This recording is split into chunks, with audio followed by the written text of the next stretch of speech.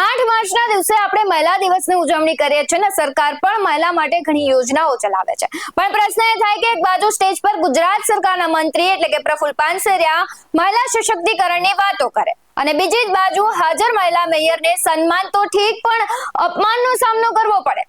નયનાબેનની માઠી બેઠી હોય કે શું હોય તે છેલ્લા કેટલાક સમયથી એક પછી એક વિવાદમાં આવે છે, ત્યારે ફરી એક વખત તેના પદ અને હોદ્દા મુજબ માન ન મળતા તે નાનું મોઢું કરી અને ચાલુ કાર્યક્રમે ચાલતી પકડે છે। નમસ્કાર, આપની સાથે હું ભગવતી વિશાવડિયા। રાજકોટમાં સૌરાષ્ટ્ર યુનિવર્સિટીમાં પદવીદાન સમારંભ યોજાયો, જેમાં શહેરના પ્રથમ નાગરિક મહિલા મેયરને આમંત્રણ આપવામાં આવ્યું, પરંતુ થયું એવું કે મેયરશ્રી 10 મિનિટ મોડા પહોંચ્યા ત્યાં તો તેમની ખબર કોઈએ લીધી જ નહીં। બેન ગયા તો ખરા, પણ ગયા એવા પાછા આવ્યા। તેમનું કહેવું છે કે આમંત્રણ પત્રિકામાં મેયરના આગમન અને નામનો ઉલ્લેખ કરાયો, પણ મેયર ગયા તો કોઈ માનઠન ના આપ્યું અને એ તો ઠીક, પણ પ્રથમ નાગરિકને સ્ટેજ ઉપર સ્થાન પણ ન મળે। ત્યારબાદ તે ચાલુ કાર્યક્રમે મેયર છે તે ભાગી જાય છે। સૌથી પહેલા પ્રફુલ્લ પાનસેરિયા કાર્યક્રમમાં હાજર હતા, તે મહિલાઓને લઈને શું બોલ્યા તે પણ સાંભળો। आज सौराष्ट्र यूनिवर्सिटी द्वारा पदवीदान समारोह यानी कि दीक्षांत समारोह ने पूर्ण કરવામાં આવ્યો છે। 4000 ઉપર વિદ્યાર્થીઓ જ્યારે ડિગ્રી પ્રાપ્ત કરી છે, એમને એમના યોગક્ષેમ માટે હવે એવો સફળ થાય એવી પ્રાર્થના કરીએ છીએ। 126 જેટલા ગોલ્ડ મેડાલિસ્ટની અંદર 87 દીકરીઓ હતી, જે આદરણીય નરેન્દ્રભાઈ મોદી સાહેબનું બેટી બચાવો બેટી પઢાઓનું સ્વપ્ન હતું, એ સાકાર થઈ રહ્યું છે।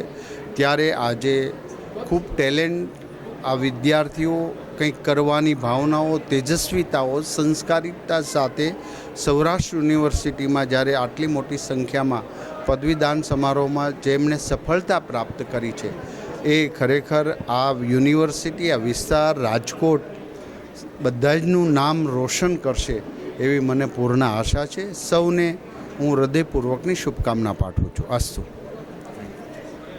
પ્રફુલ્લ પાનસેરિયા મહિલાઓના વખાણ કરી રહ્યા છે, પણ તે હાજર હતા એ જ કાર્યક્રમમાં મહિલાનું અપમાન થાય છે, તે કેટલું યોગ્ય કહેવાય? સમગ્ર મામલે નયનાબેન શું કહી રહ્યા છે તમે તે પણ સાંભળો। સૌરાષ્ટ્ર યુનિવર્સિટીનો આજે પદવીદાનનો કાર્યક્રમ હતો। યુનિવર્સિટી દ્વારા મને પ્રથમ નાગરિક તરીકે આમંત્રણ મળેલું હતું, પણ ત્યાં કોઈ સ્ટેજ ઉપરની બેઠક વ્યવસ્થા ન હોવાથી હું ત્યાંથી નીકળી ગઈ હતી। આ માટેનું આમંત્રણ કેટલા સમય પહેલા તમને મળ્યું હતું? આ વિશે શું કહેશો તમે? આનું આમંત્રણ મને ગયા અઠવાડિયે મળી ગયું હતું અને એ નિમંત્રણ મને મળેલું હતું 3:30નું, પણ અન્ય કાર્યક્રમમાં હતી તો હું 10 મિનિટ લેટ થઈ। કાર્યક્રમ ચાલુ થઈ ગયો હતો, પણ સ્ટેજ ઉપર કોઈ વ્યવસ્થા બેઠકની ન હતી, તેથી ત્યાં હું રોકાયેલ નથી। યુનિવર્સિટીના સત્તાધીશોએ જે આ કર્યું તેના માટે શું કહેશો? એને જાણતા તો કર્યું જ ન હોય, કદાચ સ્ટેજની વ્યવસ્થાની અંદર કોઈને જે કામ સોંપવામાં આવેલું હોય તેને નજરબાર આ કામ રહી ગયું હોય તો તે એની ભૂલ છે। આ માટે તમે કંઈ રજૂઆત કરશો?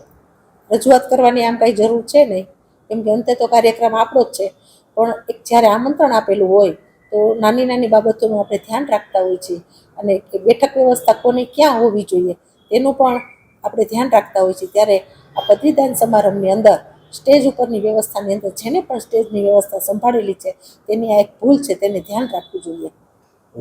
નયનાબેન, હવે તમે તો આમ જ કહેશો ને, કેમ કે તમારી અને તંત્રની પ્રતિષ્ઠા પર પ્રશ્ન થયો છે। આવી રીતના અપમાન કરવું હોય તો બોલાવાય જ નહીં અને બેન હવે જાતા પણ નહીં। આ મુદ્દે આપનું શું કહેવું છે? કમેન્ટ કરી જરૂરથી જણાવજો। આવા જ અહેવાલો સાથે ફરી મળતા રહીશું। તમે અમારી YouTube ચેનલને સબસ્ક્રાઇબ કરવાનું, અમને Facebook અને Instagram પર ફોલો કરવાનું ભૂલશો નહીં। બાકી નવી અપડેટ્સ માટે આપ જોતા રહો BS9 TV ન્યૂઝ। નમસ્કાર।